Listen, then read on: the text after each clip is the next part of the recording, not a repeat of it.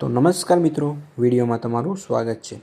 તો મિત્રો, અમદાવાદના નરેન્દ્ર મોદી સ્ટેડિયમમાં રવિવારે આવતીકાલે ભારત અને ન્યૂઝીલેન્ડ વચ્ચે T20 વર્લ્ડ કપની ફાઇનલ મેચ રમાવાની છે।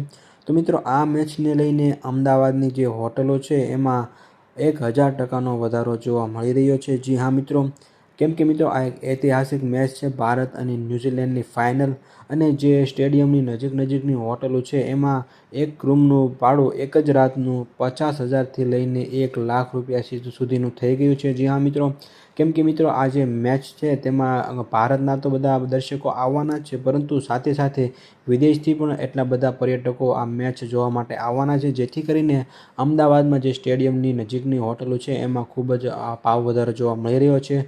જે રૂમનું ભાડું સામાન્ય રીતે 20,000થી 25,000 રૂપિયા હોય છે, તેનું અત્યારે મેચમાં આ જે ભાડું છે તે 50,000થી લઈને 1,00,000 રૂપિયા સુધીનું થઈ ગયું છે।